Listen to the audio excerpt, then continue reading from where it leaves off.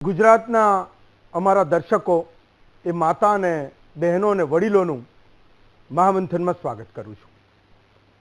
ખેડાના એક નાના એવા ગામ લવાલમાં એક વૃદ્ધાશ્રમ ચાલે છે. વૃદ્ધાશ્રમનું નામ ધરતીનો છેડો છે.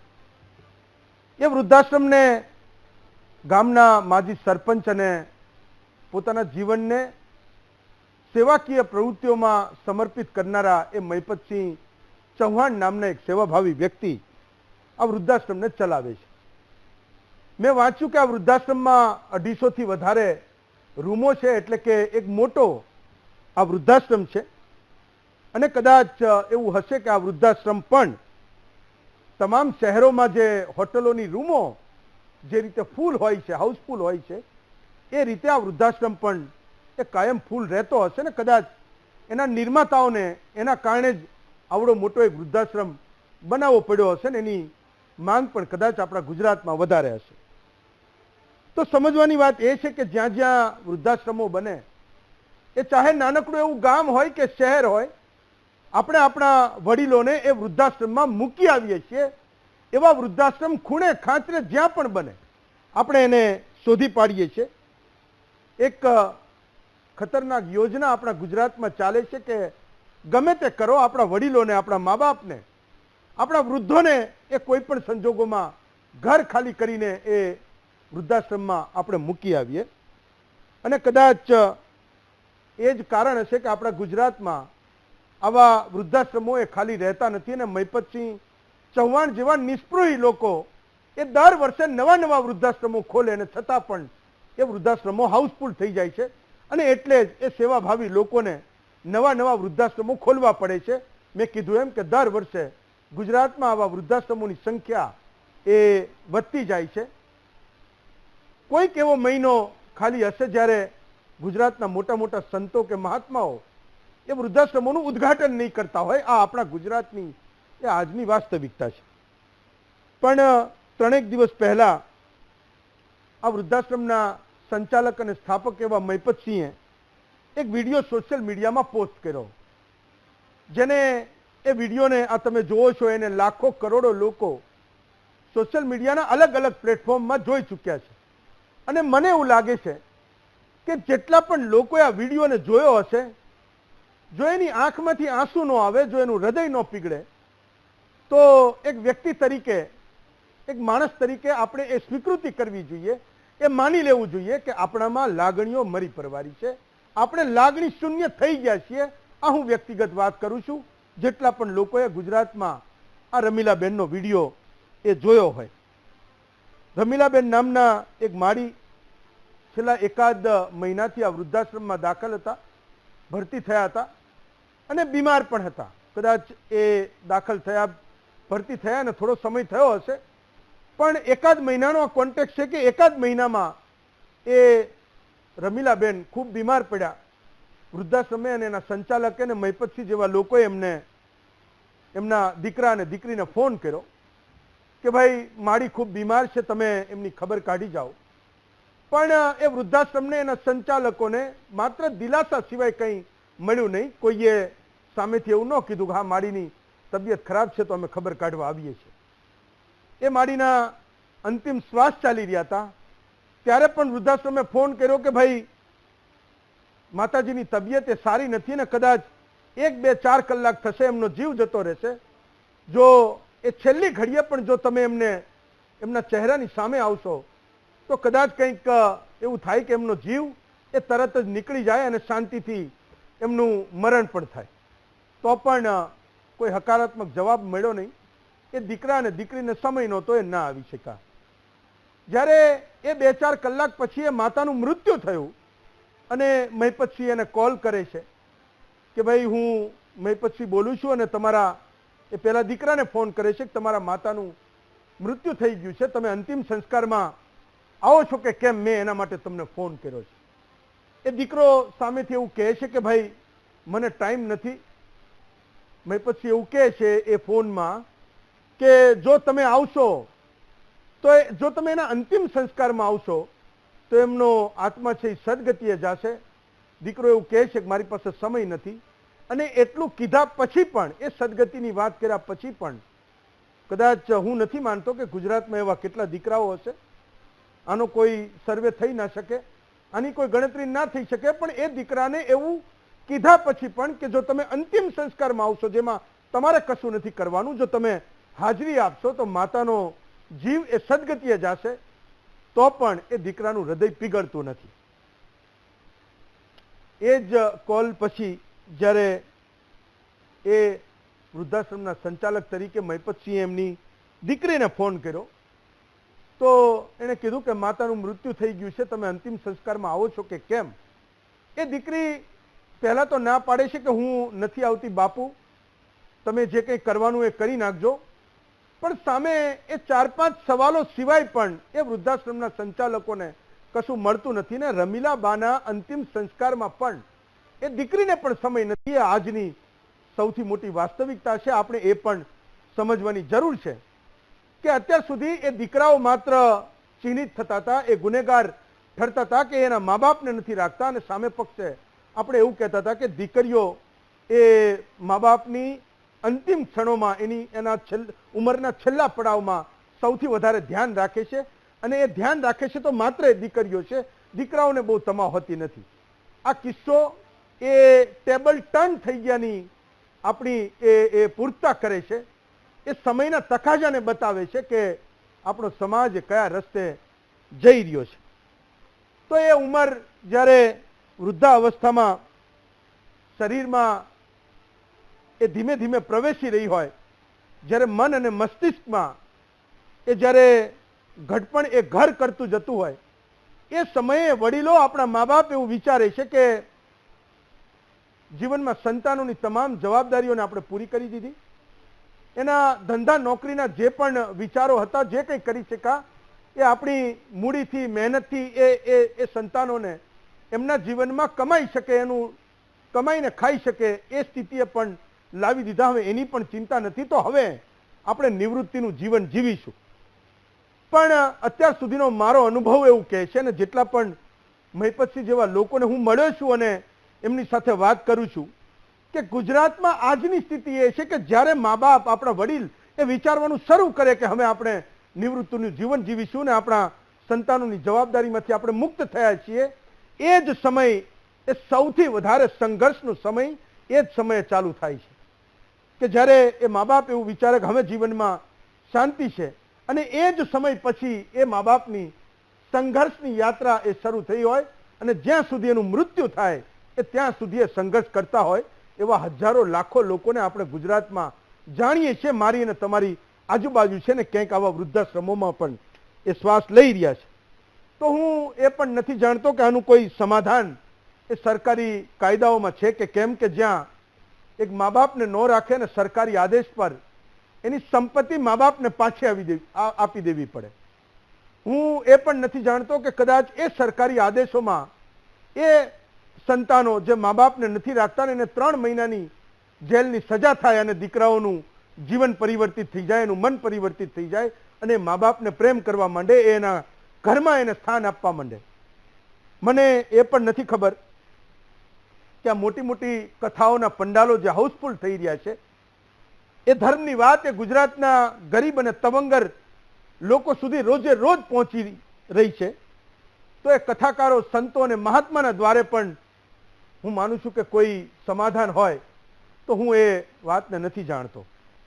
ગુજરાતના નાના નાના ગામડાઓમાં રોજે રોજ એ દેવાલયો બની રહ્યા છે, મંદિરો બની રહ્યા છે, લાખો કરોડો રૂપિયાનો ખર્ચ થઈ રહ્યો છે. એ આપનારા પણ સમાજના લોકો છે, ને કદાચ કોઈ ગામમાં એક એવું મંદિર બની જાય અને લોકોનું મન પરિવર્તિત થઈ જાય કે આ ગામમાંથી કોઈ એક પણ વૃદ્ધને એ વૃદ્ધાશ્રમ નહીં જવું પડે, અને ના ત્યજાની ઘટના એ આ ગામની એ નોંધ લેવી પડે, ને ગુજરાત આખું એને એક રોલ મોડેલ તરીકે જોવે કે આ ગામે જે કરી બતાવ્યું એ આપણે પણ કરવું છે. મને નથી ખબર કે આવો કોઈ સંકલ્પ એ ગામ કે શહેરમાં કે ગુજરાતના કોઈ નગરમાં ક્યાંક લેવાતો હોય, કે એ કથાના પંડાલોમાં લેવાતો હોય, કે સંતો ને મહાત્માના ચરણોમાં લેવાતો હોય. હું નથી જાણતો.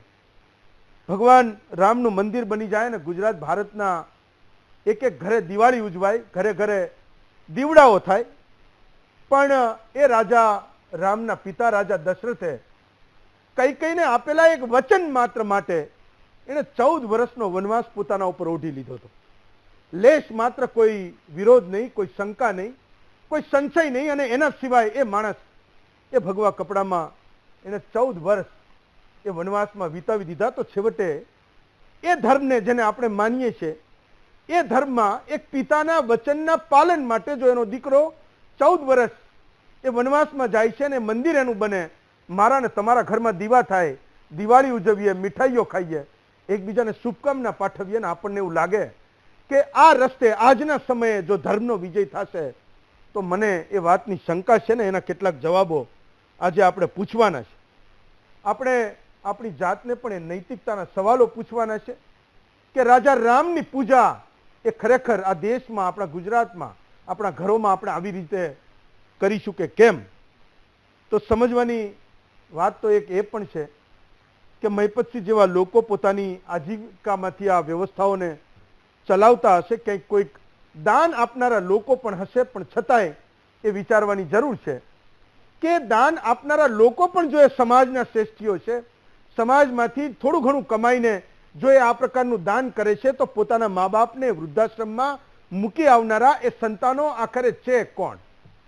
અને એ રમીલાબેન જેમનો દેહાવસાન થયો, એના આત્માની શાંતિ સિવાય હું પણ કશું કરી શકું એમ નથી, પણ સમાજને જગાડવા માટે આ મહામંથન સિવાય હું શું કરી શકું એ પણ હું મારી જાતને સવાલ પૂછી રહ્યો છું, જેના જવાબ મારે ખુદે મારી જાતને પૂછ્યા પછી પણ એ કરવાના છે. જે સમાજમાં હું રહી રહ્યો છું ત્યાં આવી ઘટનાઓ બનવી હું માનું છું કે શરમજનક ઘટના છે. એના સિવાય એક આખા સમાજ પર, સમાજના પારિવારિક જીવન પર એ સૌથી મોટા પ્રશ્નોને એ છેડી રહ્યા છે. એ સવાલોના જવાબ આજે આપણે આ મહામંથનમાં લેવાના છે. સૌથી પહેલા હું મારી ટીમને કહીશ કે વિડીયો એ અહીંયા ચલાવે, કે જે વિડીયોના કારણે આજે આપણે આ મહામંથનને કરી રહ્યા છીએ. હેલો, હા, તમારા મમ્મી ઓફ થઈ ગયા છે, તમે આવવાના છો? ના સાહેબ, હું નહીં આવી શકું. નહીં શકો? મારી તમને જાણ કરવાની ફરજ છે, અંતિમ સંસ્કાર માટે લઈ જઈએ છીએ. ના ના, વાંધો નહીં, તમારે જે થતું એ કરી લો, વાંધો નહીં. પણ મતલબ અંતિમ સંસ્કારમાં ખાલી આવ્યા તો કદાચ એની આત્માને શાંતિ મળે મારા ભાઈ. ના, હું નહીં આવી શકું સાહેબ, મારી બહુ મજબૂરીઓ છે. મજબૂરીઓ છે એમ?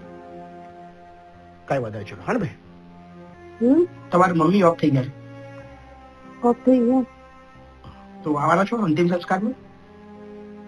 ના બાપુ નહીં આવી. તમારા ભાઈને બી જાણ કરી, એને બી ના પાડી. ના પાડી એને મૂકવા કોણ આવ્યું હતું બાપુ? એ છોકરો બનીને જ આવ્યો હતો ને, તો પછી એવું કીધું કે ડ્રાઈવર છે એવું કીધું. એ નહીં, તો હમણાં તમે કુંભારે છેલ્લો ફોન કર્યો ત્યારે ને એ છોકરો આવ્યો પેલા પણ મૂકવા આવ્યું હતું. યાદ નહીં કોણ મૂકવા આવ્યો, કેટલા મહિનાથી છે. પાછો તમને તો દર અઠવાડિયે કહીએ છીએ કે ભાઈ તબિયત ખરાબ છે, પણ તમારામાંથી કોઈને આવું જ ના હોય તો હું કરી મેળવો. ના બાપુ સોરી, હું તો નહીં આવી શકું. કઈ નથી. ચલો, એવું પણ નથી કે આ તમામ લોકો વૃદ્ધાશ્રમમાં એકવાર એના મા બાપને મૂકી જાય તો કોઈનું મન પરિવર્તન નથી થતું. કદાચ હું પણ જે મહામંથનમાં કેટલાક લોકોના અનુભવને અહીંયા બોલાવડાવું છું, હું એને લાવું છું, તો મને પણ અંદર ક્યાંક એવો વિશ્વાસ હોય છે કે કોઈક એક જગ્યાએ ક્યાંક કોઈકનો એ આત્મા જાગી જાય અને એ એની જાતને સવાલ પૂછે ને એ પણ ટેબલ ટર્ન કરી જાય, જે એના મા બાપને એ વૃદ્ધાશ્રમમાં મૂકી આવ્યા છે. એવું પણ નથી કે વૃદ્ધાશ્રમો મહિપતસિંહ જેવા લોકો જે પ્રયત્નો કરે છે અને લોકોના હૃદય એ પીગળતા નથી. એક એવી ઘટનામાં એમણે એક દીકરીને ફોન કર્યો કે ભાઈ તમારા વડીલને તમે, એમની તબિયત સારી નથી, અથવા તો એમની સાર સંભાળ તમારે લેવાની છે, તમે લઈ શકો કે કેમ? પેલા એ કીધું કે ભાઈ મને સમય નથી, અથવા તો જે કંઈ કીધું એણે, જે ડિનાય કર્યું, જે હકારાત્મક નહોતું. મહિપતસિંહે સામે એવું કીધું કે તમે મારો નંબર નોટ કરી લેજો ને હું તમને મારા દીકરાનો નંબર આપું છું, કારણ કે જે દિવસે તમારે વૃદ્ધાશ્રમમાં આવવાની જરૂર પડશે તે દિવસે હું તો નહીં હોઉં, આ દુનિયામાં નહીં હોઉં, તો મારો દીકરો એ તમને વૃદ્ધાશ્રમમાં લઈ જશે, જેમ તમે તમારા મા બાપને મૂકી આવ્યા છો. એ વિડીયોને પણ હું ચલાવું છું, જે એક હકારાત્મક સાઇન છે, જે એક આશાનું કિરણ છે કે કંઈક સારું પણ થાય છે. જે લોકો પ્રયત્ન કરે છે એમાં એને સફળતા પણ મળે છે. હું મારી ટીમને કહું કે વિડીયો પણ ચલાવે. અમે રાખતા હતા બાને તમારા સાસુ મૂકવા આવ્યા છે. તમારો દીકરો છે? એને બી કહેજો તમારો કોન્ટેક્ટ આપી રાખે, તમને બી મૂકવા આવશે ને તમારી દીકરી. હે અમે રાખતા હતા કે અમારાથી એને બોલવા તો દો, એને બોલવા તો દો બેન. બા છે પણ એટલી બધી જીવાત ખત પડી ગયેલી, ટ્રેનીઓ બધું એટલું ગંદુ થયેલું, અંદર લોહી, પેશાબ, સંડાસ બધું જ જીવાત એટલે આપણાથી આમ રહેવાય નહીં, વોમિટો થાય. બધું તમે સાફ કરીને લઈ આ. અમે 3 જણાએ તો એ તમને બી શરમ નથી? તમારા માની આવી હાલત છે સંગીતાબેન? અમારી તો 24 કલાક રાજી થયા હતી જ નહીં, અમારી તો રાજી હતી જ નહીં, પણ હવે જે થયું બધું શોબાજી થઈ ગઈ બધા માટે. તો તમે હિંમત કરીને મૂકવા આવ્યા હતા, ભૂલ તમારી હતી બેન. હિંમત આપણે કરીને બીજાનો દોષ નહીં ના, આપવાનો. બીજાનો દોષ નહીં આપવાનો. મેં તમને કાલે બહુ સમજાયા કે તમારે મૂકવાના થતા નથી બેન, તમારી સેવા ના, કરવાની. ના. પણ મને એક વાતનો આનંદ છે, બા કાલે ઊભું બી નતું થવાતું, કાલે બાથી બોલાતું બી નતું, બાની આંખો બી નથી ખુલતી, અને 24 કલાકની અંદર બાના શરીરમાં ફરક જો. બા ફરક લાગે છે ને? યસ. આટલો બદલાવ અમારા ત્યાં આવ્યો છે ખાલી 24 કલાકમાં. તમે કાલે કેવા લઈને આવ્યા હતા તમે જુઓ, ઊભું નતું થવાતું, ઉઠેલા હતા. ના, જે કમ્પ્લીટ સમજી રહ્યા છે, આંખો ખુલ્લી છે અને બધું જ પ્રોપર થઈ ગયા. ચાલો, તો એ દીકરી એ માં એ દીકરીનું મોઢું જોવે છે તો એમ કે સાજા થઈ ગયા છે. આજનો આપણો મુદ્દો છે ધરતીનો છેડો, વૃદ્ધાશ્રમ છે કે કેમ. આપણી સાથે 6 વક્તાઓ છે. મહિપતસિંહ ચૌહાણ છે, પોતે સામાજિક કાર્યકર છે, મેં એમનો પરિચય પણ તમને આપ્યો. કવિતાબેન ખાટસુરિયા છે, પોતે ગૃહિણી છે. ઘણા બધા કિસ્સાઓમાં એ પ્રયત્નો કરે છે કે પારિવારિક મહિલાઓમાં જે મુદ્દા હોય છે, જે મા બાપને રાખવા નહીં રાખવા વિશેના, એમાં એ પોતે મથી રહ્યા છે. રાજેન્દ્ર વ્યાસ છે, Shri senior citizen federation of ગુજરાતના પોતે પ્રમુખ છે, પોતે પ્રોડ્યુસર અને ડિરેક્ટર પણ છે, અને કેટલીક વૃદ્ધોની સ્થિતિને દર્શાવતી ફિલ્મો પણ એ બનાવી રહ્યા છે. સુકેતુભાઈ નાગરવાડિયા છે, જીવન સંધ્યા વૃદ્ધાશ્રમના ચેરમેન છે, ગુજરાતનો સૌથી જૂનો એ વૃદ્ધાશ્રમ છે. મિત્તલભાઈ ખેતાણી છે, એ સદભાવના ટ્રસ્ટના પોતે સલાહકાર છે. આહુતિ યાદવ છે, સામાજિક કાર્યકર છે.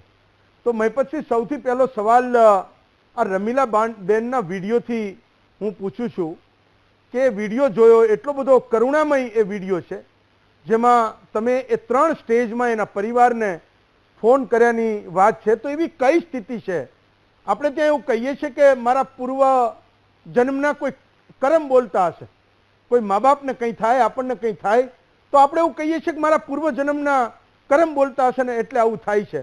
હું નથી માનતો કે કોઈના કરમ આટલા બધા કઠણ હોય, કોઈના આટલા બધા ખરાબ કર્મો હોય કે એ દીકરાને ફોન કરે કે તારી માનું અવસાન થયું છે, અંતિમ સંસ્કારમાં આવ. એ દીકરીને ફોન કરે કે મારી હવે જતા રહ્યા છે, તમે એના અંતિમ સંસ્કારમાં આવો, ને તો પણ એને એ આવવાની ઈચ્છા ન થાય, એનું હૃદય ના પીગળે. તો આ કિસ્સાને મારે સૌથી પહેલા મહિપતસિંહ સમજવો છે.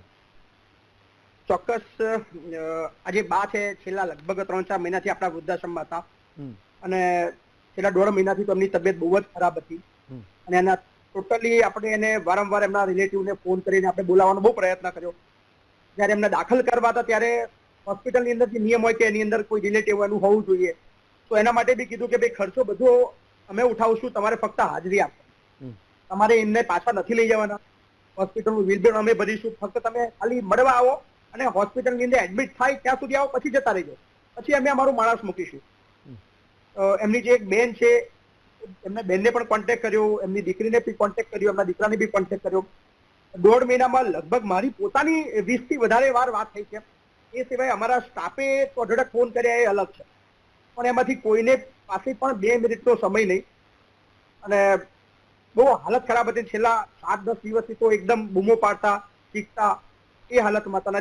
દીકરો બોલતા. અમે એમને વિડીયો કોલ કરવાનો બી ટ્રાય કર્યો કે તમે યાર વાત કરો, તો કે ના અમે આવવાનો ટ્રાય કરીએ છીએ. પહેલા બોલી બી ખરા કે અમે આવશું. સવારે ફોન કરો કે તમે આય નહીં, હું બપોર પછી આવીશ, મારે આજે જોબમાં રજા નથી. બીજે દિવસે ફોન કરી તમે આય નહીં, મારે આજે ટાઈમ ના મળ્યો, મારે આ છે તે છે. એ ચાલતું રહ્યું. અને મને એક વિશ્વાસ હતો કે યાર અંતિમ ક્ષણોમાં તો ચોક્કસ એનો પરિવાર આવશે જ, મને એવો વિશ્વાસ હતો. બનતા પ્રયત્ન કર્યા પણ હું અસફળ રહ્યો એમના પરિવારને, એમના બાને મળવા માટે. અને ખૂબ જ કરુણ, મતલબ મને જ્યાં સુધી લાગે છે બાનો જીવ ખૂબ મુશ્કેલીમાં ગયો છે.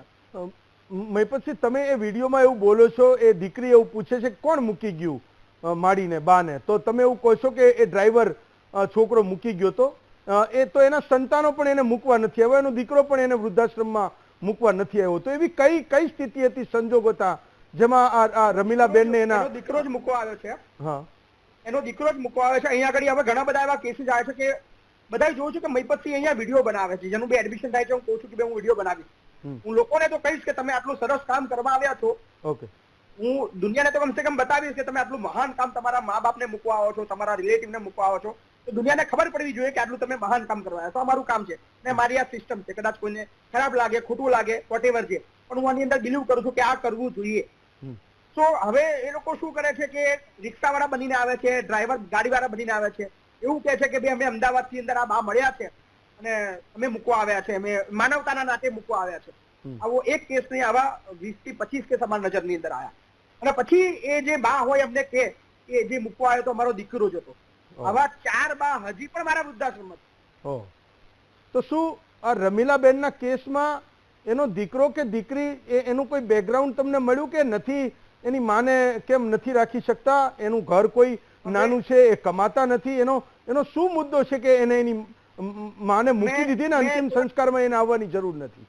એવી ડોક્યુમેન્ટ તપાસ કરી. હા હા, મેં એમનું એ પાસે એક પેપર હતું, એ પેપર હજુ બી અમારી સંસ્થામાં છે. એમની જે ઘર હતું, જે પ્રોપર્ટી હતી, બધી લખાઈ લીધી છે એમની દીકરીએ. એવું ઓન પેપર મારી પાસેનું પેપર છે. અને પેલા દીકરો રાખતો હતો, પછી ઝઘડાને ઘરને લઈને કઈ ડિસ્પ્યુટ થયા, દીકરીના ઘરે ગયા, દીકરીના ઘરે કઈક 6-7 મહિના રહ્યા, ત્યાં બધી પ્રોપર્ટી લખાઈ લીધી, પછી અમને અહીંયા આશ્રમની અંદર મોકલી આપવા પડ્યા. રાજેન્દ્રભાઈ જમીનનો છે. હા, હું આવું છું ફરી પાછો તમારી પાસે બાપુ. રાજેન્દ્રભાઈ, તો એવી કેટલી રમીલા બાઓ આપણા ગુજરાતમાં હશે કે જેના અંતિમ સંસ્કારમાં એના દીકરા કે દીકરીને એ આવવું પણ અનુચિત નથી લાગતું, એને જરૂરી નથી લાગતું કે હું એટલીસ્ટ અગ્નિદાહ આપવા, તો હું મારી માના અગ્નિદાહ આપવા માટે તો હું સ્મશાને જાઉં, જેમાં એની નનામી પણ એને નથી ઉપાડવાની. કદાચ એ પણ એમાં એક ગેરંટી હતી કે ભાઈ તમે ખાલી આવો, બાકી બધું અમારે કરવાનું છે. એ મટુકી પણ એ વૃદ્ધાશ્રમ લઈ લેશે, એ ઘાસનો પૂળો પણ એ વૃદ્ધાશ્રમ લઈ જશે, એ નનામી ઉપાડનારા 4 લોકો એની પણ તમારે જરૂર નથી, એ સ્મશાને લઈ જશે, પણ ખાલી તમે એના છેલ્લા દર્શને આવો. કેટલી રમીલા બાઓ હશે? આમાં જોવા જઈએ ને તો ઘણી મોટી સંખ્યા છે. ગુજરાતની 7 કરોડની વસ્તી છે, એમાંથી 70 લાખ સિનિયર સિટીઝન છે, એમાંથી 30% કે જે એવું કહેવી શકાય કે જે સારી રીતે જીવન જીવે છે, અને એમાંથી 70% એટલે કે 49-50 લાખથી વધારે જે વૃદ્ધ છે, વૃદ્ધત્વ જેમનું છે, તે લોકો બહુ દયનીય પરિસ્થિતિમાં જીવન જીવી રહ્યા છે. અમે લોકો એનાલિસિસ કરી રહ્યા છીએ અત્યારે કે ફેડરેશનના દ્વારા, કે સિનિયર સિટીઝન ફેડરેશનના દ્વારા આખા ગુજરાતનું અમારું એનાલિસિસ ચાલે છે. પહેલા તો એની વચ્ચે હું મહીપતસિંહભાઈને ધન્યવાદ આપીશ કે તેઓ ખૂબ સુંદર કર્મ કરી રહ્યા છે, કે જે મા બાપને, વડીલોને સાચવી રહ્યા છે. પણ વૃદ્ધાશ્રમ એ છેલ્લો રસ્તો નથી. વૃદ્ધાશ્રમ એ છેલ્લો રસ્તો નથી. આજે મોટી સંખ્યાની અંદર જ્યારે સિનિયર સિટીઝનો એટલે વૃદ્ધ માતા પિતા જે હોય, જે 50 લાખથી વધારે જે દયનીય પરિસ્થિતિમાં જીવતા હોય, કે જેમની પાસે પોતાના મકાન નથી, આર્થિક સદ્ધરતા નથી, કે કોઈ પ્રોપર્ટી નથી, કે દાગીના નથી, એવા દયનીય પરિસ્થિતિમાં જીવતા 50 લાખ જે વૃદ્ધ લોકો છે, તેમને મા બાપ જે છે એ બાળકોને ભારરૂપ લાગે છે. એટલે યેનકેન પ્રકારે તેમની કોઈ પણ પ્રકારની એમણે જવાબદારી ન ઉપાડવી પડે માટે એ કોઈક ને કોઈક રસ્તા શોધી રહ્યા છે. માનો કે અત્યારે 310 થી વધારે વૃદ્ધાશ્રમ આજે ગુજરાતની અંદર લિસ્ટેડ છે, 310 થી વધારે, અને એની અંદર પણ એ 310 એટલે માનો કે 50,000 કે 60,000 ટોટલ આખા ગુજરાતના વૃદ્ધાશ્રમની અંદર વૃદ્ધો રહી શકે છે. 50,000ની આસપાસ ટોટલ એનું કેલ્ક્યુલેશન કરીએ તો આપણે એની અંદર, એટલે 50,000 જે વૃદ્ધાશ્રમમાં જઈ રહ્યા છે વૃદ્ધો, કે જે બાળકો એમને મૂકી રહ્યા છે, એ પણ એક કર્મ ખોટું કરી રહ્યા છે. જો બાળકોનો સંસ્કાર આપવામાં આવે, નાનપણથી એમને સમજાવવામાં આવે કે દુનિયાનું પહેલું પગથિયું તમને બતાવનાર, કે દુનિયા બતાવનાર, કે જિંદગી બતાવનાર જ તમને મા બાપ છે. જો આ સંસ્કારનું સિંચન આપણા હિન્દુ સમાજમાં કરવામાં આવે તો હું માનું છું કે જો સંસ્કારનું સિંચન થશે તો આ વૃદ્ધાશ્રમ અટકશે, અને વૃદ્ધાશ્રમ અટકશે તો ઇનડાયરેક્ટ ડાયરેક્ટ રીતે આપણા સમાજનું સિંચન થશે, આપણો સમાજ ડેવલપ થયા કરશે, હિન્દુ સમાજ ડેવલપ થશે. ઓકે, મિત્તલભાઈ, તમે તો હમણાં એક નવો વૃદ્ધાશ્રમ ખોલ્યો જ્યાં 5,000થી વધારે વડીલોને રાખવાનું ટાર્ગેટ હતું. એ તમારી ટીમનું, એ તમે કદાચ અચીવ કરી લીધું હશે. ને હું એવું સમજુ છું કે ફરી હું કોઈ મુદ્દા ઉપર જ્યારે તમને હું લઈ આવીશ ત્યારે મને એવું લાગે છે કે તમે એવું કહેશો કે એ વૃદ્ધાશ્રમ પણ ફૂલ થઈ ગયો છે. પણ રાજેન્દ્રભાઈએ કીધું કે એ સંસ્કારોને જગાડવા પડશે ને તો કદાચ લોકો એમના મા બાપને વૃદ્ધાશ્રમમાં નહીં મૂકી જાય. તમને એવું લાગે છે કે જેટલા પણ લોકો એના મા બાપને ત્યજી દે છે ને તમારા વૃદ્ધાશ્રમમાં આવે છે અથવા તો એ રિક્ષાવાળા બનીને એ દીકરાઓ કે એ દીકરી એ મા બાપને વૃદ્ધાશ્રમમાં મૂકી દેવા આવે છે, એ તમામ લોકો અસંસ્કારી છે, જેનામાં સંસ્કાર નથી. એ સમજવું છે કે કયા લોકો છે હું નથી જાણતો અને મારે ઓળખ કરાવવાની પણ જરૂર નથી કે રમીલાબાના દીકરા કે દીકરી એ કોણ છે ને શું કમાય છે ને એનો સમાજમાં શું માન અને રુતબો છે મારે નથી સમજવું, મારે એ નથી બતાવવું. પણ એ દીકરો અને દીકરીના કરમ જાણતા હશે. પણ એ તો ખાસ સમજવું છે કે શું વાસ્તવમાં જે લોકો એના મા બાપને તમારા વૃદ્ધાશ્રમ સુધી મૂકી દે છે અથવા તો રસ્તે રજળતા મૂકે છે એ અસંસ્કારી લોકો છે કે કેમ? સૌપ્રથમ તો મહામંથનની અને વીટીવીની સમગ્ર ટીમને ખૂબ અભિનંદન આપું કે આપે એક ખૂબ સળગતી સમસ્યા ઉપર આજે એક સુંદર કાર્યક્રમ કર્યો.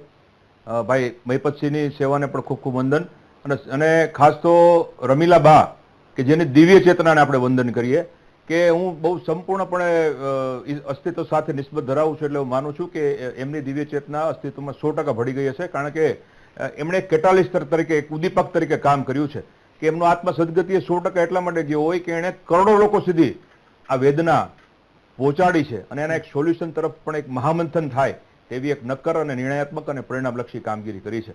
આપે વાત કરી સંસ્કારની, પરંતુ બહુ વિનય સાથે કહું અને કદાચ આને મારો અંગત મત પણ આપ ગણી શકો કે સંસ્કારની શરૂઆત મા બાપથી પણ હવે ખાસ કરીને નવી પેઢીના મા બાપ ઉપર ભાર મૂકું છું. Don't take it otherwise.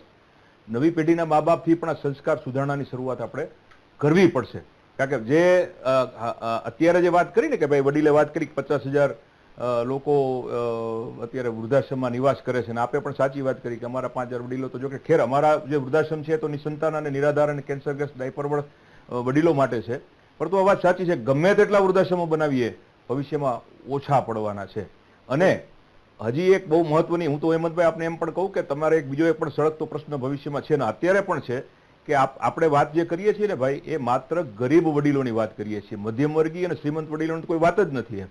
એટલે વડીલ જેમ દર્દી એ દર્દી જ હોય, એ કોઈ શ્રીમંત કે ગરીબ ના હોય, દર્દી એ દર્દી જ હોય, એમ કોઈ પણ વડીલ કે જે કદાચ વૃદ્ધાશ્રમમાં સામાજિક નિસ્બતના હિસાબે ન ગયો હોય પણ શરમ સંકોચના હિસાબે કે એના પુત્રોએ ગોંધી રાખ્યું હોય, પુત્રીઓ ગોંધી રાખ્યું, તો એ પણ એક પ્રકારનું એક્સટેન્ડેડ વૃદ્ધાશ્રમ જ છે. એટલે આનું એક સમૂળગું આમૂળખું પરિવર્તન સામાજિક દ્રષ્ટિએ થવું પડશે. હું બહુ સ્પષ્ટપણે એવું માનું છું સંસારની 2 કરુણતા હોય છે, એક મા બાપ વિનાનું ઘર અને બીજું ઘર વિનાના મા બાપ. અને મા બાપને આપણે સોને ન મળીએ, હીરે ન મળીએ, ચાંદીએ ન મળીએ, પણ જો રોડવી લેવાનું ટાળીએ તો એ ખરેખર ખતરનાક કહેવાય. અને મંદિરની માને જો આપણે ચૂંદડી ઓઢાડતા હોઈએ અને ઘરની માને રોડાવતા હોઈએ તો મંદિરની માં આપણી ઉપર ખુશ ન થાય તો ખફા થાય. એટલે આ એક તમામ ક્ષેત્રના લોકોએ જે લોકશાહીના 4 પાયા છે તેને પણ સાથે મળીને આવવું પડશે. બીજું જે ખાસ કરીને ધાર્મિક ક્ષેત્રે આપણે પણ સરસ મજાની વાત કરી, જે કથાઓ થાય છે ત્યાં પણ માવતર વંદનાના કાર્યક્રમ થાય. વૃદ્ધાશ્રમ એ ભારતીય સંસ્કૃતિ નથી જ, પરંતુ એક અનિવાર્ય અનિષ્ટ છે.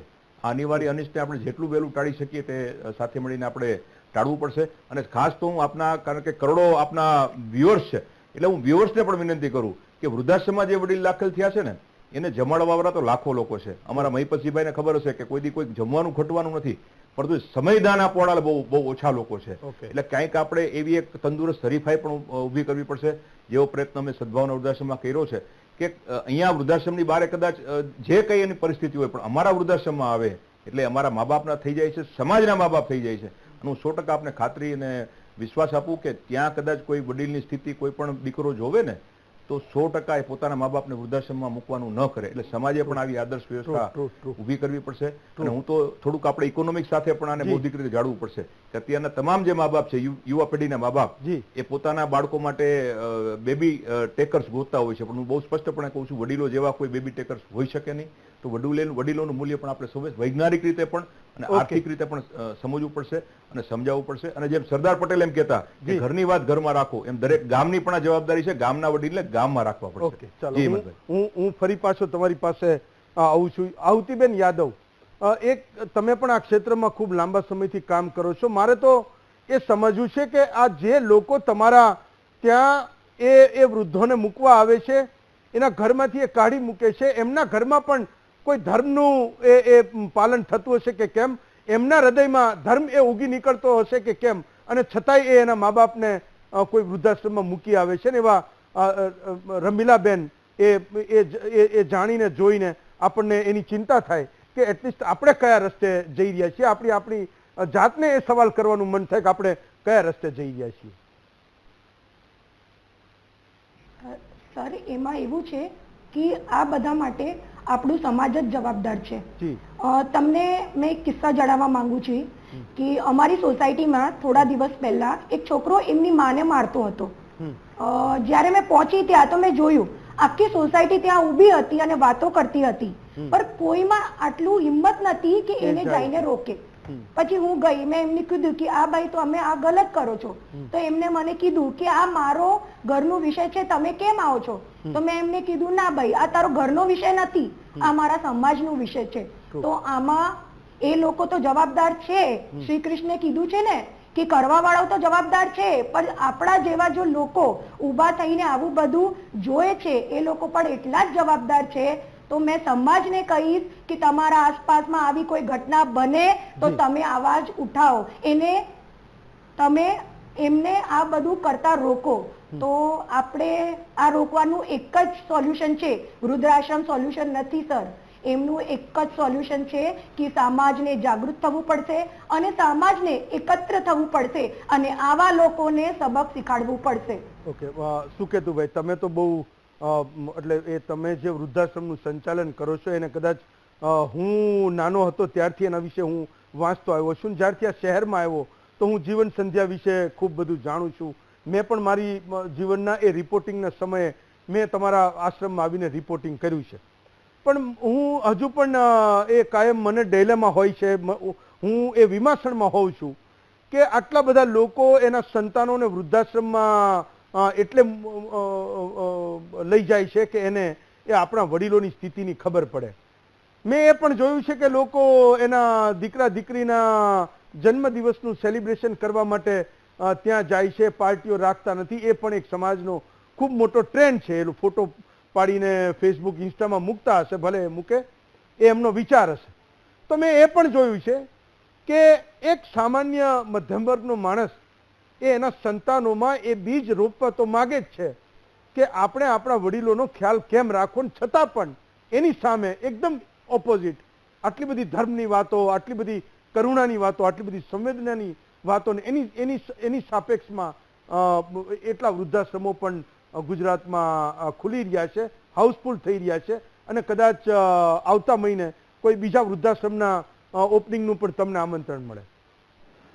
મારું વૃદ્ધાશ્રમ 74 વર્ષ પહેલા શરૂ થયેલું.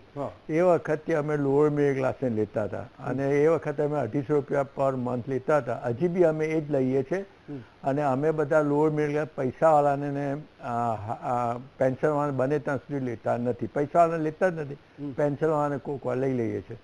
પણ અમારે ત્યાં બહુ ચોખ્ખું છે કે આ જે કેસ થયો છે, આજે મા બાપને ગુજરી ગઈ હોય ને કોઈ આવ્યું નહીં હોય, એવા તમારા ત્યાં 5-6 કેસ થયા છે. હું તમને એક કેસનો દાખલો, મારી પાસે ઘણા, એક જ કેસનો દાખલો આપું કે જ્યારે એમની માદી હતી, એ ભાઈ બરોડામાં કામ કરતા હતા. મેં બરોડામાં એમને ફોન કર્યો તો કે બેન, આ તારી મમ્મી માદી છે, બા તારા માદા છે, તો તું મને ખાલી આવી જા, હું ઓપરેશન કરવાનું તારી સંમતિ જોઈશે. તો એને કીધું હું બહુ ફર્સ્ટ ટાઈમમાં મેનેજર છું, બહુ મોટા હોદ્દા પર છું, મારી પાસે સમય નથી, હું નહીં આવી શકું. મેં કહ્યું સારું, તો તું એક કામ કર, તારું મને કન્ફર્મેશન મોકલી આપ કે તું ઓપરેશન કરીશ. મેં ઓપરેશન કરાવડાવ્યું કન્ફર્મેશન મળ્યા પછી એ ગુજરી ગયા મહિના પછી મેં ફરીથી ફોન કર્યો ગુજરાત કે મારી પાસે સમય નથી, તમે બધું પતાવી દો, તમારે જે કંઈ ખર્ચો થશે ક્રિમેશનનો હું આપી દઈશ. એટલે એ વખતે તો મેં મગજ શાંત રાખ્યું. પણ ખરેખર મને એટલું બધું દુઃખ થયું કે છોકરાઓ હવા બી પાકે છે કે તમે ક્રિમેશનના પૈસા પણ વાત, તમે એટલો સમય નથી કે અમે આવી જઈએ. અને આવા તો અમારા ત્યાં અમે લોકો બધી જ આ તો અમારા માટે તો નવું નથી, કારણ કે અમે તો વર્ષોથી જ્યાં ના આવે તો અમે પોતે જ વાડજમાં જે છે એમાં જઈને અમે પોતે જ પતાવી દઈએ છીએ અને બધી જ હિન્દુ વિધિ પ્રમાણે ક્રિમેશન કરી દઈએ છીએ. એટલે અમે તો ટેવાયેલા છે, પણ આ જે નવું જે હમણાં આ બધા મા બાપને મારે છે ને એ અમારે ત્યાં બી થાય છે, મોકલે છે. અમે લોકો કહીએ છીએ કે તમે ફરિયાદ કરો, પણ મેઇનલી માં ફરિયાદ કરવા તૈયાર થતા નથી કે મારા દીકરાની બદનામી કે માનો પ્રેમ. અમે બહુ કહીએ તો 1-2 માં તૈયાર થાય છે. અમે બધું પોલીસ કેસ બધું કરેલું છે અને ઘણી વાર સક્સેસ બી મળેલી છે. અમે લોકો આ જે મા બાપને મોકલી આપે છે, એમાં 18 મા બાપને તો મેં એ લોકોના ઘર પાછા અપાયા છે. કલેક્ટરની ઓફિસે અરજી કરી, એ શિક્ષણનો કેસ ચાલે છે અને એ કેસમાં અમે લોકો અને પછી પોલીસ સ્ટેશને જ્યાં હોય ત્યાં કહી દે કે ભાઈ અમને ખાલી કરે. એવા મેં 18 જણને અપાયા છે. એવું નથી, થઈ શકે છે. અને હવે તમે જે કીધું ને દીકરીઓ, હું અત્યાર સુધી એવું માનતો હતો દીકરીઓ એ મા બાપ માટે સર્વસ્વ છે. દીકરી એક મોટામાં મોટી ગિફ્ટ છે. પણ છેલ્લે અમારે ત્યાં 3 મહિના પહેલા એક અનુભવ થયો મને પોતાને કે એક મા માદી હતી. મેં બધા મારા સ્ટાફે બહુ ફોન કર્યા, 6 છોકરીઓ મને કીધું, મેં બી ફોન કર્યા 1-2 ને. તો કોકે કીધું હું એરપોર્ટ પર છું, કોકે કીધું આમ છું. મેં કહું ઓકે સારું. પછી મેં કહું એ છેલ્લી છે ને, તમને લોકોને યાદ કરે છે, છેલ્લા શ્વાસ ચાલે, તમે આવી જાઓ તો સારું, હું 2 હાથ જોડું છું. પણ એ લોકો આવ્યા નહીં ને ગુજરી ગયા. પછી મેં બધાને જોયું, બધા છોકરીઓ 5 છોકરીઓ તો આવી ગયેલી અને રડવાનું ચાલુ કર્યું. મને એટલો ગુસ્સો ચડ્યો કે હવે નાટક છે. એટલે હું કઈ બોલ્યો જ નહીં, હું તો બહાર જ નીકળી ગયો, માથી જોવાયું નહીં આ વસ્તુ. એટલે આવું તો ઘણું થાય છે.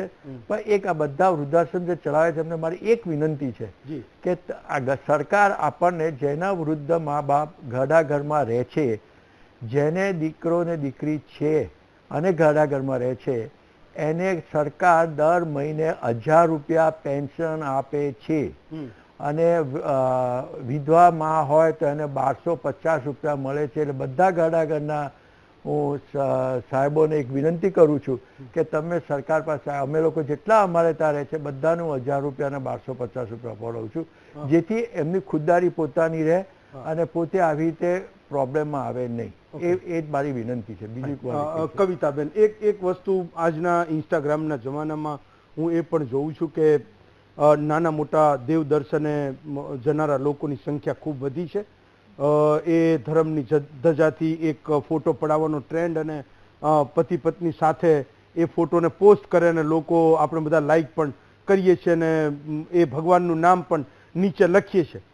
એક વાસ્તવિકતા એ પણ છે કે આજે ગુજરાતના કોઈ પણ નાના મોટા મંદિર કે તમે ગુજરાતની બહાર જાઓ તો એ દેવાલયોમાં પગ મૂકવાની જગ્યા હોતી નથી, ચાહે શનિવાર હોય, રવિવાર હોય કે કોઈ તહેવાર ઉત્સવનો દિવસ હોય કે પછી એ સોમ મંગળ બુધ હોય. તો તમે લોકો એ પ્રયત્ન કરો છો કે ઘરમાં એ બહેનો જે મોટે ભાગે આના માટે બદનામ થાય છે કે ભાઈ દીકરાના લગ્ન થયા અને એ પછી જ મા બાપને બહાર જવું પડ્યું, જ્યાં સુધી દીકરાના લગ્ન નથી થતા અને ત્યાં સુધી એક પણ મા બાપ એ વૃદ્ધાશ્રમમાં હોતો નથી. ઘણા બધા લોકો એ અનુભવ પણ કહે છે કે જેના સંતાનોના લગ્નો નથી થયા તો એ એના મા બાપને ત્યાં સાચવે છે, પણ જેવા લગ્ન થયા, જેવી ઘરમાં એની વહુ આવી, પુત્રવધુ આવી તો વાત એ ખતમ છે. એક મોટું ટેબુ એ આજની મહિલાઓ ઉપર પણ છે, મા બાપને વૃદ્ધાશ્રમમાં મૂકવા વિશે ને ઘરમાં નહીં રાખવા વિશે. એકચ્યુઅલી આજે સંયુક્ત ફેમિલીમાં જે પહેલા ટ્રેન્ડ હતો કે સંયુક્ત ફેમિલી હતું, સાસુ સસરા બધા સાથે, આજે હું પણ એક સંયુક્ત ફેમિલીમાંથી આવું છું તો હું પણ મારા સસરા સાથે રહું છું. હું પણ જ્યારે વિભક્ત કુટુંબ થયું છે ત્યારથી આ બધી વસ્તુઓ જાય છે. બીજું એક આપણે બી આપણા છોકરાઓને જેવું શીખવાડશું, સંસ્કાર આપશું. આજે આપણે જોઈન્ટ ફેમિલીમાં રહીશું, આપણા વડીલોને સાચવશું તો આપણું છોકરું અત્યારે કરવા સાંભળવા કરતા જોઈને વધારે શીખે. આજે આપણે આપણા મા બાપને જેવી રીતે આપણે એની સાથે બોલશું, એને સાચવશું, એવું જ છોકરું એમની સાથે બોલશે. આજે આપણે આપણા વડીલની સામે ઊંચા અવાજે બોલશું તો આજે આપણું છોકરું આપણી સામે બોલશે. તો જે વસ્તુ આપણને નથી ગમતી આપણું છોકરું બોલે છે આપણી સામે, તો એ જ વસ્તુ વડીલો સાથે પણ થાય છે. કે આજે આપણે પણ એ વિચારવું જોઈએ કે પણ અત્યારની 30% છોકરીઓ એવી છે કે જેને આજે સ્વતંત્રતા જોઈએ છે અને એ 30% જેટલી છોકરીઓના કારણે આજે 70% પુત્રવધુઓને કલંક લાગે છે કે એ લોકોને આવવાથી વડીલો નથી ગમતા ઘરમાં. પણ ખરી રીતે 30% લેડીઝોના કારણે, પુત્રવધુઓના કારણે આજે આ બધી વસ્તુઓ વધી રહી છે. અને હું કહું છું કે ભગવાન તો પછી છે, પહેલા વડીલો છે. જો તમે વડીલને સાચવ્યા હશે ને તો એક સમયે તમે ભગવાનને નહીં સાચવો ને તો પણ ચાલશે, કારણ કે એ વસ્તુ બાળક શીખે છે અને એ વસ્તુ ધીરે ધીરે આજે આપણી સંસ્કૃતિમાંથી જતી રહી છે અને અધર કન્ટ્રીઓની બધી સંસ્કૃતિઓ આપણે આવી રહી છે. સંયુક્ત ફેમિલી જોઈએ, હા નો છે કે ભાઈ અત્યારે મોંઘવારી વધી છે, પુત્રવધુ અને પુત્રને બંનેને આર્થિક પણ સપોર્ટ જોઈએ, પણ એની સાથે આપણે આપણા વડીલોને ભૂલવું જોઈએ નહીં. એટલે આર્થિક મોંઘવારીના કારણે તમે બધી વસ્તુ કરો, પણ સંયુક્ત મારો, વડીલોને સાચવો અને વડીલોને જેટલું સમજાવશો બાળકને કે વડીલ સાથે રહેવું સારું છે, એટલું જ આજે તમે પણ એક સમય નીતર પછી આપણું છોકરું આપણને પણ એ જ વૃદ્ધાશ્રમ બતાવવાનું છે. મહિપતસિંહ, મને એક વાત કહેશો કે મેં ઓનલાઈન તમારા વૃદ્ધાશ્રમ વિશે સર્ચ કર્યું, મને ખબર પડી કે 252 જેટલા રૂમો એ તમારા વૃદ્ધાશ્રમમાં તમે બનાવ્યા છે. શું એ કાયમ ફૂલ જ હોય છે? એ મારે સમજવું છે. મને કોઈ એવું કહેતું હતું કે જેટલા પણ વૃદ્ધાશ્રમ બને અને એ બધા ફૂલ જઈ રહ્યા છે ને એના કારણે ગુજરાતમાં દર વર્ષે કોઈ દર મહિને કોઈ સંત મહાત્મા કે કોઈ એવા વ્યક્તિના હાથે એ રિબિન કપાતી હોય ને વૃદ્ધાશ્રમ નવા ખુલે છે. તો મારે એ સ્થિતિને પણ સમજવી છે કે આટલી બધી ડિમાન્ડ એ નીકળી છે કેવી રીતે ગુજરાતમાં? પહેલા તો એમ કહું કે મારે વૃદ્ધાશ્રમને તો ફક્ત 1.5 વર્ષ થયું છે. હા. અને દાવા સાથે કહી શકું કે અત્યારે ગુજરાતનું સૌથી મોટી સંખ્યા ધરાવતું મારું વૃદ્ધાશ્રમ છે. ત્યાં કોઈ ફી નથી. પણ મજાની વસ્તુ એ છે કે જેટલા પણ વડીલો આવી રહ્યા છે એમાં જે પણ દીકરો મૂકવાયો હોય એવો કોઈ કિસ્સો નથી કે દીકરો મેરિડ હોય ના હોય એને મૂકવાયો હોય એવો કોઈ કિસ્સો નથી. પણ એનો આક્ષેપ એ પણ નથી કે 100% જે પ્રોબ્લેમ છે એ દીકરી અને વહુથી પ્રોબ્લેમ છે. હું ફક્ત તમારા માધ્યમથી તમામ એ લોકોને અપીલ કરું છું કે તમારા ઘરની અંદર જે વડીલ છે કદાચ અત્યારે પહેલા જેવા ના હોય, એ ઝઘડો કરતા થઈ ગયા છે, એ તમને ખકડાવતા થઈ ગયા છે, એ તમને તમારી સાથે વધારે ઝઘડો કરતા હોય એવું લાગે, તમને વારંવાર ટોકતા હોય એવું લાગે, તમે એ વાત સ્વીકારી લેજો કે એમની ઉંમર થઈ છે, એમની સાથે એમના મગજની પણ ઉંમર થઈ. કહેવાય છે ગુજરાતીમાં કહેવત કે નાનું બાળક અને ઘરડું બંને સરખા. તો એ એમની નાની મોટી વસ્તુઓને ઇગ્નોર કરો. એવું નહીં કહું કે કાઢી જ મૂકે છે, પણ એવું વાતાવરણ ઉભું કરવામાં આવે છે કે પેલો જે વડીલ છે એ કંટાળીને ઘર છોડ દે. પણ બંને સમજવાની જરૂર છે. વડીલે પણ સમજવું પડશે કે યાર નાના નાના બાબતની અંદર ઘર પણ ના છોડવું જોઈએ. મારા ત્યાં દરરોજ આપને જાણીને આશ્ચર્ય થશે 15 થી વધારે એડમિશન આવે એવરી ડે 15. અમે એક રાત રાખીએ છીએ, એટલે ખવડાવી પીવડાવીને પછી એમના વાલીને ફોન કરીએ છીએ. ક્યાંક હું ગાળો બોલું છું, હું સ્વીકારું છું ઓન કેમેરા, એમના એક રૂમ બંધ કરીને કાઉન્સેલિંગ કરું છું. એની અંદર જે બી કદાચ મારી જવું પૂરા નેચર છે બોલવાનું એ ભાષામાં વાત કરીને સમજાવીને મારો પૂરો પ્રયત્ન હોય છે કે એના જે વડીલ છે એમને લઈ જાય. ત્યાં હું સફળ બી થઉં છું. 15 માંથી 10 લાખ લોકોને સમજાવીને એમના ઘરે બીજે દિવસે મોકલ્યું છે. દરરોજનું આ રૂટીન. તમે આખા મહિનાનું મારી મતલબ ડિક્શનરી જુઓ તો એમાં 500-700 એડમિશન હોય, એમાંથી 400-450 ને હું ઘરે પહોંચાડવામાં સફળ થઉં છું. પણ બીજા એવા છે જેને એ લોકો લેવા જ નથી. બાબુ, તમે જેમ કીધું વૃદ્ધાશ્રમ ખુલી રહ્યા છે, એક વાત ચોક્કસ અત્યારથી કહું કે આવનાર સમયની અંદર જેવી હોટલો છે, જેવા હોસ્પિટલો છે, જેવા શોરૂમ છે, એવા બહાર બોર્ડ મારવામાં આવશે કે આવો તમારા મા બાપને મૂકવા આવો, અહીંયા સરસ મજાની સુવિધાઓ છે, ફક્ત આટલાનું પેકેજ આટલાની અંદર કરવામાં આવશે, એવું તમને દુકાનો જોવા મળવાનું. પછી એક સવાલ એ પણ છે, તમે કીધું કે તમારા વૃદ્ધાશ્રમમાં જેટલી વસ્તી છે એટલી કદાચ બીજી જગ્યાએ નહીં હોય, તો એ વાતનું પણ ક્યારેક દુઃખ થતું હશે ને કે મારો વૃદ્ધાશ્રમ એ ફૂલ જઈ રહ્યો છે?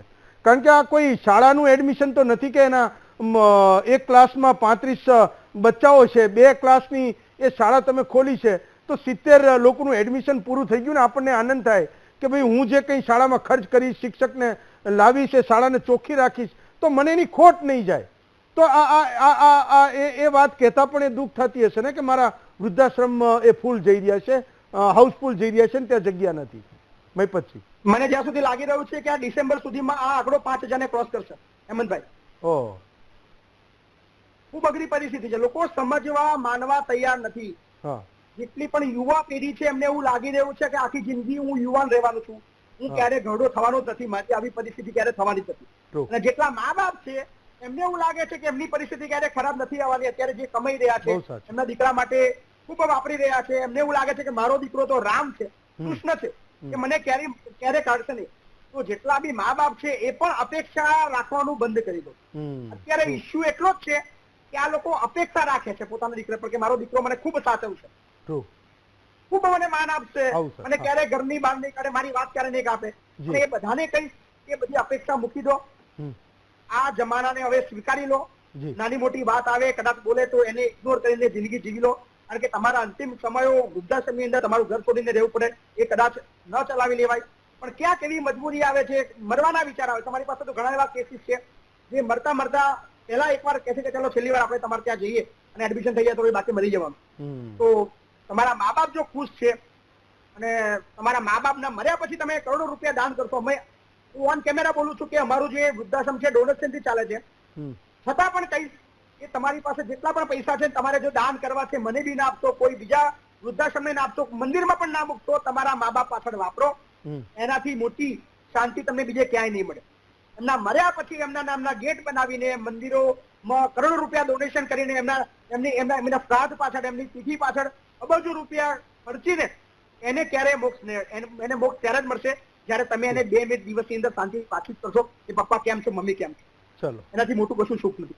તો હું તો તમે લોકો વૃદ્ધાશ્રમ ચલાવો છો ને તમારા અનુભવો છે ને કોઈ ઘટના બને હું તમને અહીંયા લઈ આવું છું. પણ મને આ તમે લોકો જે વાત કરો છો એના ઉપરથી એ વિચાર પણ સૂજે છે કે એવા મા બાપોની ચિંતા કરવાનો પણ મને લાગે છે કે આ સમય શરૂ થઈ ગયો છે કે જે પોતાના ઘરમાં એ વૃદ્ધાશ્રમ જેવું જીવન જીવે છે.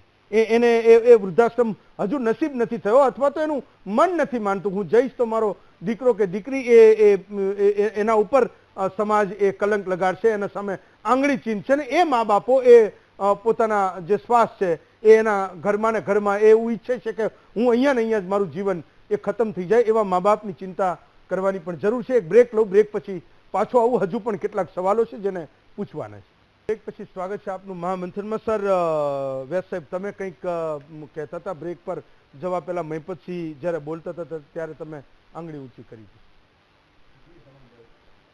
હું વીટીવીના માધ્યમથી અને આપના માધ્યમથી એક વાત એવી કહેવા માંગુ છું જી કે 300 થી વધારે જી જે વૃદ્ધાશ્રમ અત્યારે સમાજમાં ગુજરાતમાં બની રહ્યા છે, જી તો એ વૃદ્ધાશ્રમના દરેક સંચાલક અને ટ્રસ્ટીએ એક એનાલિસિસ કરવું જોઈએ કે કયા સમાજના વૃદ્ધો જે એડમિશન લે છે વૃદ્ધાશ્રમમાં.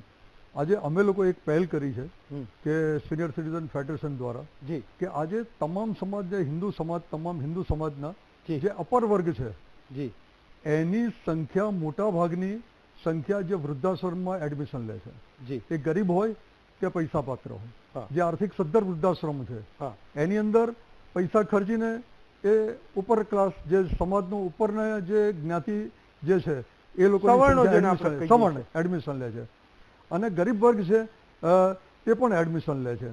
તો આજે જે કંઈ સવર્ણ લોકો જે આજે વૃદ્ધાશ્રમની અંદર એડમિશન લે છે, ગરીબ હોય કે માલદાર, સરવાળે જે કંઈ એનાલિસિસ કરવામાં આવે 300 થી વધારે જેટલા વૃદ્ધાશ્રમ છે. હમણાં જેમ જસવંતભાઈ વાત કરી છે કંઈ, બરાબર છે, તો મહિપતસિંહભાઈએ જે વાત કરી તો એને જ હું કહેવા માંગુ છું કે આખા ગુજરાતની અંદર હેમંતભાઈ આપના માધ્યમ થ્રુ, વીટીવીના માધ્યમ થ્રુ એક એનાલિસિસ કરાવો અને એની અંદર જો અમે આજે સવર્ણ લોકોના જે કંઈ હોદ્દેદારો છે, જેના પ્રેસિડેન્ટ, સેક્રેટરી અલગ અલગ સમાજના, સવર્ણ સમાજના, એની સામે અત્યારે અમે લોકો મિટિંગ કરી રહ્યા છીએ અને એક અમે સિનિયર સિટીઝન ફેડરેશન તરફથી એક ઝુંબેશ ઉપાડી છે કે તેના વડીલો અને પ્રમુખ મંત્રીને આજે અમે વિનંતી કરીએ છીએ, હોદ્દેદારોને વિનંતી કરીએ કે તમારા સમાજના જે કંઈ વૃદ્ધાશ્રમમાં ગયા હોય એમના બાળકોને બોલાવો, એમના પરિવારને બોલાવીને તમે સમજાવો. સંસ્કારનું સિંચન તો કરો જ કરો આવનારી પેઢી માટે, પણ એમને બોલીને તમે સમજાવો કે ભાઈ આ વૃદ્ધાશ્રમમાં ન મુકાય, કે આ વૃદ્ધાશ્રમ જ છેલ્લો ઓલ્ટરનેટ નથી.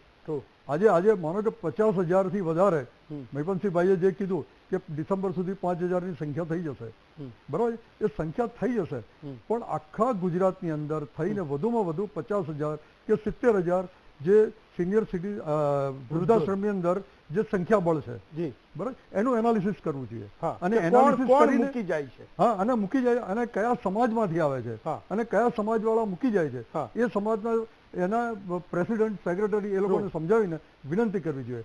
આજે સાહેબ રાજકોટની અંદર જે વૃદ્ધાશ્રમ બન્યો, હમણાં 2 દિવસ પહેલા જ પેપરમાં હતું, આ સદભાવના વૃદ્ધાશ્રમમાંથી આપણી જોડે જે સાહેબ છે, મિત્તલ સાહેબ છે જ આપણી પાસે, ત્યાં આગળ એક ડોનરે 108 કરોડ રૂપિયા ડોનેશન આપ્યું.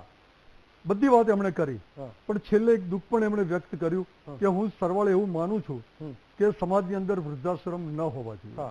આ કેટલી મોટી વાત. 108 કરોડનું દાન આપે અને છતાં પણ એક દિલમાં દુઃખ છે કે મારે સમાજમાં વૃદ્ધાશ્રમ ના હોવા જોઈએ. આ એક વસ્તુ છે કે કોઈ પણને ગમતી વસ્તુ નથી. આ એક આપણા હિન્દુ સમાજને કલંકિત કરતી આ ઘટના છે, વૃદ્ધાશ્રમ છે. ઓકે મિત્તલભાઈ, તો મેં તો મોટા ભાગના કિસ્સામાં એ પણ જોયું છે કે મા બાપની ઈચ્છા કોઈ 1 કે 2 દીકરા સાથે રહેવાની હોય, પણ એને 4 દીકરા હોય 5 દીકરા હોય તો એના પણ 1-2 મહિનાના વારા નીકળ્યા હોય. હું ક્યારેક આવી વાતોને સાંભળું છું તો મને એવું લાગે છે કે જેટલો પણ આપણે આપણામાં ધર્મને ઉતાર્યો છે, આપણે લોકો એમાં ફેલ થયા છીએ કે વાસ્તવમાં એ દંભ કરીએ છીએ કે મારામાં એ ધર્મ ઉતર્યો છે. મેં ઘણા બધા કિસ્સાઓ જોયા છે. મિત્તલભાઈ. જી જી, એટલે આમાં તો આના સોલ્યુશન તરફ આપણે સીધી વાત કરીએ. એક તો એક વૃદ્ધાશ્રમોનું ફેડરેશન બનાવી શકાય. દર મહિને 2 મહિનાની મિટિંગ થાય. સરકારશ્રીએ પણ આપના જેવા જે મીડિયા તો ઓવરઓલ જાગૃત જ છે, અને જે કાયદાઓની પણ એની પણ વાત થઈ. એટલે આ કોમ્પ્રિહેન્સિવલી આખા ટર્નકી પ્રોજેક્ટ તરીકે આખી વસ્તુ લેવી પડશે. બાકી આદરણીય વડીલે જે વાત કરી કે 50,000 શું 5 લાખ વડીલો માટેનું વૃદ્ધાશ્રમ બનાવશું તો પણ ટૂંકવું પડશે એમ. અને એક બહુ અત્યંત ગંભીર વાત હું આપણને એ પણ જોવા આપને વિનમ્ર ભાવે અંગત મત તરીકે જણાવવા ઈચ્છું છું કે આપણે એમ કહીએ છીએ સંતાનો ખરાબ, સંતાનો કુસંસ્કારી, આ તે બધી વાત ઓન રિયાલિટી સાચી વાત છે, ફેક્ટ છે. પરંતુ ક્યાંક આપણે નેપથ્યમાં જશું, બેકગ્રાઉન્ડમાં જશું, ભૂતકાળમાં જશું તો એ સંસ્કારો આપ્યા કોને એ પણ આપણે વિચારવું પડશે. એટલે હું સીધી મા બાપ ઉપર આંગળી આપવું છે એવું નહીં. મા બાપે તો સારા સંસ્કાર જ આપવાનો પ્રયત્ન કર્યો, ક્યારે એવું ન બને. પરંતુ ક્યાંક ને ક્યાંક આસપાસનું વાતાવરણ, ક્યાંક ને ક્યાંક આ સોશિયલ મીડિયા, જેમ ભાઈ મહિપતસિંહે સોશિયલ મીડિયાનો સદુપયોગ કર્યો અને એના હિસાબે જ આપણે બધા આ એક સળગતા પ્રશ્ન ઉપર અને પ્રશ્નને ઠારવા ઉપર આપણે ચિંતન અને મહામંથન શરૂ કર્યું. તેમાં સોશિયલ મીડિયાનો જે દુરુપયોગ થઈ રહ્યો છે તેના હિસાબે પણ એક બહુ સમસ્યા થઈ છે. સંયુક્ત કુટુંબ તૂટી ગયા, એના પણ બહુ માઠા પરિણામો આવ્યા છે. અને આપણે પુત્રવધુ ને એવું બધું બોલીએ છીએ, પણ પુત્રથી વધુ તો ઠીક, પુત્રના 10% પણ આપણે આ દીકરાની વહુને માનતા નથી. એટલે આ પણ એક બહુ સળગતો પ્રશ્ન છે. અને પેલા જેમ ગામના ચોરે આવી કોઈ વાત થતી ને ઢકાઈ જતી અને સારી રીતે સચવાઈ જતી, એટલે ગામડાઓ પણ ભાંગવા માંડ્યા છે. એનું પણ એક બહુ મોટું ખતરનાક કારણ આ બધાના પાયામાં છે. એટલે આનો એક અંતે તમે પૂછો તો આ પ્રશ્નનું કારણ સંસ્કાર ને બધું છે જ, પણ ક્યાંક ને ક્યાંક આપણે જડ થઈ ગયા છીએ. એઆઈના યુગમાં આપણે આપણી સંવેદનાઓ બરી પડવાડી છે. આપણે ખૂબ ઝડપથી ગુસ્સે થઈ જાય છીએ, ખૂબ ઝડપથી રોવા માંડીએ છીએ, ખૂબ ઝડપથી સુસાઇડ કરીએ છીએ, ખૂબ ઝડપથી ડાયવોર્સ લઈએ છીએ. એટલે માત્ર એક વૃદ્ધાશ્રમ નો પ્રશ્ન નથી. અને મેં અગેન આપને ફરીથી તમને કહું કે હેમંતભાઈ, તમારે શ્રીમંત વડીલો માટે પણ એક એપિસોડ કરવો પડશે. એવી ખરાબ હાલત, હું અબજોપતિ વડીલોને ઓળખું છું, અબજોપતિ, કે જેના 5-5, 10-10 એકરના બંગલાઓ હોય, તેઓની હાલત તો ગરીબ વડીલ કરતા પણ ખરાબ છે. કારણ ગરીબ વડીલ ને તો સ્વાભાવિકપણે મોટાભાગના જે ગરીબ વડીલો હોય છે એ તો સ્વાભાવિકપણે એવું માની શકાય કે મોટેભાગે ગરીબીમાં જીવા હોય, એટલે એને વૃદ્ધાશ્રમમાં રહેવું પડે. તો જે ટ્રાન્સફોર્મેશન પ્રોસેસ છે એટલી બધી અઘરી ન હોય. શ્રીમંતને તો કોણ રાખે? અમે પણ ન રાખીને ભારત ગુજરાતનું કદાચ કોઈ પણ વૃદ્ધાશ્રમ એને ન રાખે. અને કદાચ તમે બધા મારી વાત સાથે પણ સહમત થશો કે આ સંતાનોના જીવનમાં કોઈક નાનકડો એવો પ્રશ્ન આવે તો જોશ જોવડાવવા જશે, જ્યોતિષ પાસે જશે, કોઈ મંદિરમાં કોઈ સંત મહાત્માને પૂછશે, નારાયણ બલિની વિધિ કરવા માટે એ કહે છે. શેના માટે? તો કે ભાઈ એના વડવાઓ છે, એમનો જે આત્મા છે એ સદગતિએ નથી ગયો. તો એ આપણી નદીઓ ઉભરાઈ રહી છે, આખા કુટુંબો જઈને એ વિધિઓ કરાવે. કેમ? તો કે ભાઈ મારા જે પૂર્વજો છે એ ખુશ થશે. પણ જે આજની તારીખ છે, જ્યારે મારા ભાગે જે કરવાનું કર્મ છે એ કરવું નથી ને આગળ જતા મારા જીવનમાં કોઈ મુશ્કેલી આવે તો કહેશે કે મારો વડીલ નડે છે, મારો સુરાપુરા નડે છે, મારો પૂર્વજ નડે છે. તો નડે છે કોણ એ પણ હું માનું છું કે આજના સમયે વિચારવાનો એક ઉપયુક્ત સમય છે. કદાચ આજથી શરૂ થાય, આ ક્ષણથી ચાલુ થાય. અને જેટલા પણ લોકો આ મહામંથનના આજે જેટલા પણ લોકોએ જોયું છે, હું મારા દર્શકોને પણ એ વિનંતી કરું છું કે કેટલાક સવાલો આપણે આપણી જાતને પણ પૂછવાની જરૂર છે. સરકારોને પૂછી લઈશું, સમાજોને પૂછી લઈશું, એ મોટા મોટા સાધુ મહાત્મા એ તમામ લોકોને પણ પૂછી લઈશું અને સમાજના એ શ્રેષ્ઠીઓને પણ પૂછી લઈશું. પણ સૌથી પહેલા એક સવાલ આપણે આપણી જાતને પણ પૂછવાનો છે કે આ સમયે મારા ભાગે એ શું કર્મ આવ્યું છે. કવિતાબેન, રાજેન્દ્રભાઈ, સુકેતુભાઈ, મિત્તલભાઈ, આવતીબેન અને મહિપતસિંહ, 6 વક્તાઓનો ખૂબ ખૂબ આભાર માનું છું. આવતીકાલે આપના વધુ એક વિષય સાથે, વધુ એક મુદ્દા સાથે ફરી મળીશું. આજે રજા.